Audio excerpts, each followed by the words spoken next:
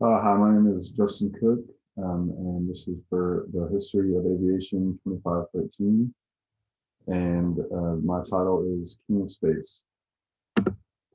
So I recently visited the Stafford Air and Space Museum, and that is located in Weatherford, Oklahoma.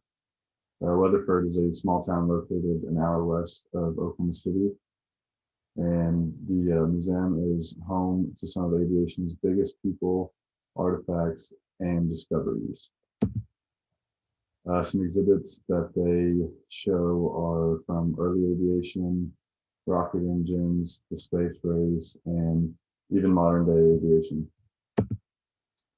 For early aviation, I took a picture of the Wright Flyer that was built by the Wright brothers in 1903. That's actually something that we've been learning about in class. They got space engines such as the F-1 and the Soviet Mk-33. For the space race exhibits, they just have space capsules and rockets. And for modern day aviation, they just have airplanes exhibits. I chose to do my presentation over Thomas P. Stafford. He was born in 1930 in Weatherford, Oklahoma, and he went to Weatherford High School. He joined the Naval Academy after graduating high school, and then he graduated that in 1952. Upon graduating the Naval Academy, he was appointed second lieutenant in the United States Air Force. Why I was interested in my selection, I've always been interested in space. The movie Interstellar is one of my favorite movies of all time. Before visiting the museum, I actually had no idea about General Stafford, so I was very interested in learning about him because of his heroic actions he did for the United States during the space race. So his career begins, and General Stafford would become a pilot for the Air Force. He got his wings after completing advanced interceptor training. Then he transferred to the 496th Fighter Interceptor Squadron, where he was a pilot, flight leader, and flight test maintenance officer flying the F-8060 aircraft out of Germany.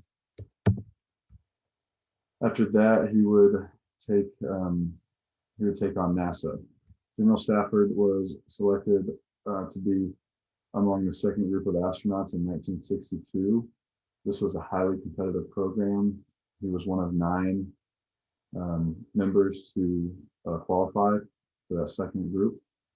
He was a spacecraft pilot for the Gemini and Apollo missions, and he piloted the first rendezvous in space on Gemini 6. Then that leads us to the Apollo missions. The Apollo mission was during the heart of the space race. President Kennedy announced on May 25th, 1961, that the U.S. would be planning to land on the moon. General Stafford and a few others were selected to carry out this mission. The moon landing. General Stafford took part in Apollo 10. The goal for Apollo 10 was to complete a rendezvous around the moon and to map out a path for the other astronauts to come later and just take pictures and scope out the areas. Because of General Stafford's great efforts, Apollo 11 was successfully able to land on the moon on July 20th, 1969. Here's a picture of that moon landing exhibit in the Stafford Museum.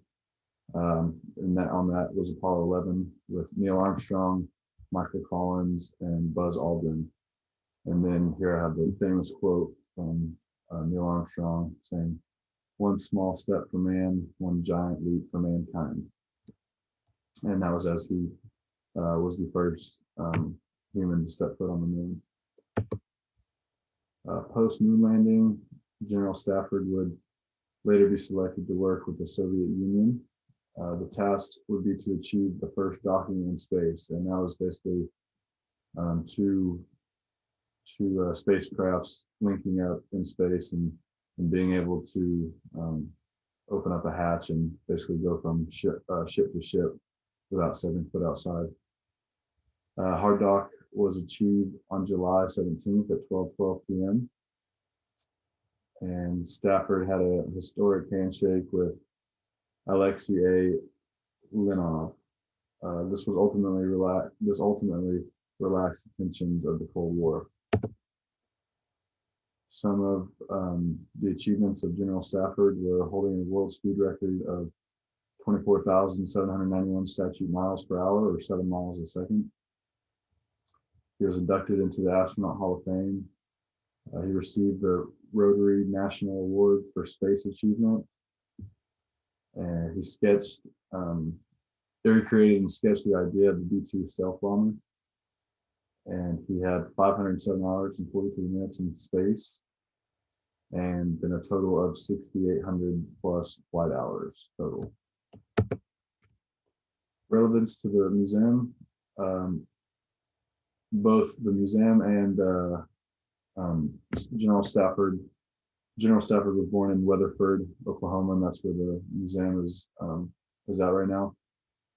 He's still active in the community, donating money to the local college, which is Southwestern Oklahoma State University.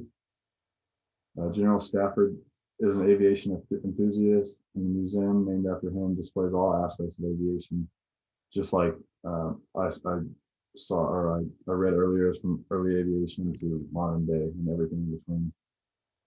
The museum is named after him because of all his heroic acts that served America. Weatherford, Oklahoma wanted to honor their hometown hero.